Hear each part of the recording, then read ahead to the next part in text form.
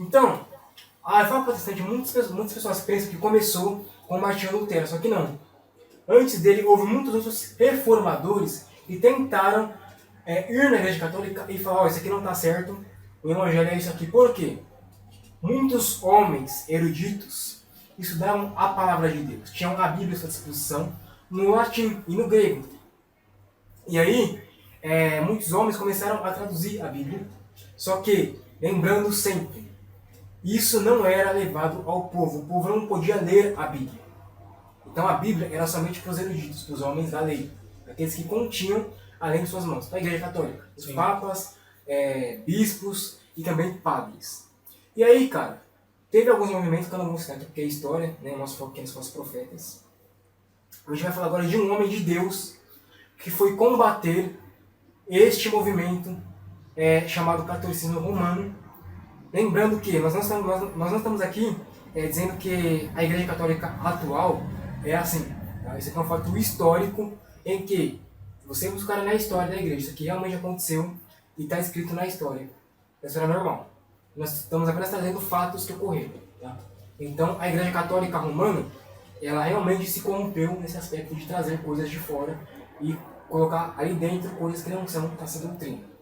E aí, Lutero, lendo Romanos capítulo 6, onde fala que somente a graça salva, que a graça é suficiente para salvar, ele lê aquele capítulo e ele se converte. Por quê? Lutero era um homem que era cheio de medos.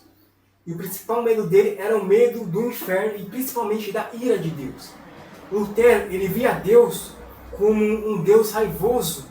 Deus que quer punir e matar e condenar o pecador a todo momento. Então, nesse contexto em que a Igreja Católica imprimia nas pessoas um medo para quê? Para que as pessoas fossem escravas pela indulgência, para comprar a salvação, eles colocavam um medo. E Lutero sentia esse medo. Porque Lutero ele era um monge.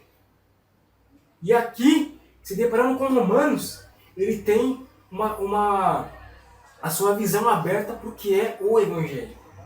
E só Cristo e a graça é suficiente para salvar. E aí, em 1517, nós temos a famosa Reforma Protestante, onde Lutero coloca suas 95 teses na porta da igreja de Wittenberg. E ali, Lutero ele coloca as suas 95 teses e declara: eu estou colocando aqui para vocês que somente Cristo e a graça salva. Tudo que vocês estão fazendo aí não é o Evangelho de fato. A tentativa da reforma não foi formar uma nova igreja, foi reformular a igreja a voltar aos princípios básicos da doutrina cristã da época dos apóstolos, da doutrina dos apóstolos. Sim. Foi o que Lutero tentou fazer.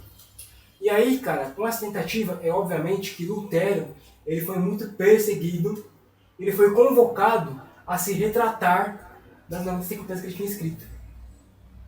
Tanto que a gente tem um relato que um dos pais que cuidava de Lutero, ele sequestrou Lutero para Lutero não ser morto. Sim, que ia, né? Ia ser morto. E aí, o concílio do papado convoca Lutero para que Lutero fosse retratar as 95 teses. Uma coisa que eu acho demais é que nós também devemos fazer isso como igreja. É não ter medo de morrer, de dar a vida pelo Evangelho, pela verdade. E aí nós temos um momento em que o clero olha para Lutero e pergunta para ele: Lutero, você vai renunciar ao que você disse? E Lutero, ele olha para aqueles homens e diz assim: a minha mente é cativa à palavra de Deus. Se a palavra que eu li não me convencer, eu não vou renunciar ao que vocês estão pedindo para que eu renuncie. Essas foram as palavras de Lutero. Essa tem que ser a nossa palavra hoje também, para refutar esses falsos ensinos. Se a palavra de Deus não me convencer de que isso é verdade, nada mais me convencerá. E aí, caminhando um pouquinho mais além na história, com a Reforma Protestante, nós temos surgimento de várias denominações ao longo da história. Por quê? Muitos homens e mulheres começaram a ser também perseguidos, então o Evangelho saiu da Alemanha, porque com a tradução da Bíblia para a língua original lá dos alemães, Lutero ele conseguiu traduzir a Bíblia da sua língua para o alemão. E aquilo para a Igreja Católica foi um horror. Tipo assim, caraca, agora o povo tem acesso à Bíblia. O povo comum e normal pode ler a Bíblia.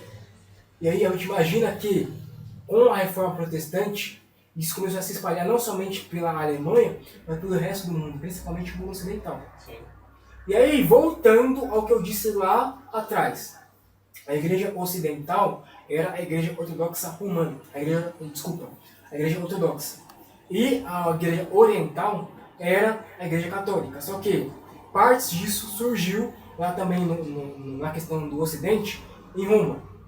Que Roma foi a capital da Igreja Católica, do Império Romano e também da Igreja Católica. Então ali, Lutero ele sai da Alemanha, né? Ele vai viajar um tempo, ele vai fazer, acho que ele foi para a Escócia, não lembro onde ele foi, e ele faz questão de que a sua tradução da Bíblia se espalhe não somente pela Alemanha, mas também pelo mundo, porque ele traduziu a Bíblia também na Vulgata Latina, que é a língua ali o italiano, né? E a Vulgata ela começou a se espalhar pelo mundo.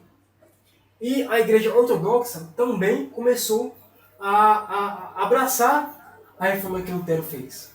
Não somente a de Lutero, porque a gente teve reformas também na Inglaterra.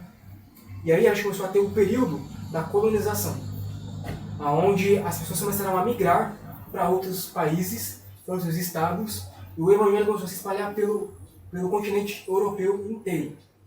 E aí, cara, na história, a gente tem um relato de que quando os cristãos começaram a chegar, principalmente nos Estados Unidos, na América do Norte, grande parte desses cristãos eles eram protestantes. E tanto que os Estados Unidos foi o primeiro país com 100% das pessoas cristãs. Por quê? Eles estavam sendo perseguidos pela rainha Elizabeth. E aí eles começaram a migrar para a Inglaterra, sair da Inglaterra, migrar para outros países, para a Itália, para a França, principalmente para os Estados Unidos. E aí a gente tem a era onde, passado algum tempo, começa a surgir o iluminismo e também a volta ali, né, do humanismo, que é o iluminismo mesmo, que começa a trazer o centro do homem de volta. E ali começa a surgir muitas filosofias, começam a surgir filósofos como Platão, como Aristóteles, que começam a difundir alguns pensamentos que vieram do gnosticismo, que era existe um espírito, o espírito é bom e a matéria é ruim. Um desses foi Aristóteles que pregou. E aí nessa época começa a ter essa disseminação de outros evangelhos. E aí surgem William White, surge George Miller, surge tantos outros falsos profetas que começam a ter divisões de igrejas, denominações.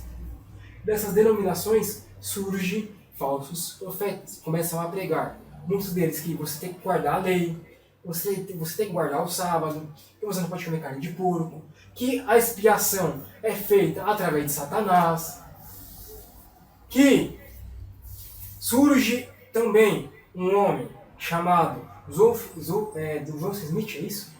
Joseph Smith, esse cara aí, que surgiu do movimento dos Mormons. Então, cara, você vê que o evangelho sempre foi suscetível a desvio doutrinário de outras pessoas, até chegar aos dias atuais. Então, houve esses movimentos, e aí, cara, a gente tem duas questões aqui. Na época, no século XIX, começou a surgir um movimento na igreja presbiteriana, que era um movimento liberal. E desse movimento, cara, principalmente na Inglaterra, ele surgiu assim e começou a disseminar por todo o mundo. Então nós surgimos o liberalismo, a teologia da prosperidade e a teologia coach. Galera, muito obrigado por ter visto nosso canal de cortes. Segue nossas redes sociais que estão na descrição e o Spotify também. Um abração e valeu!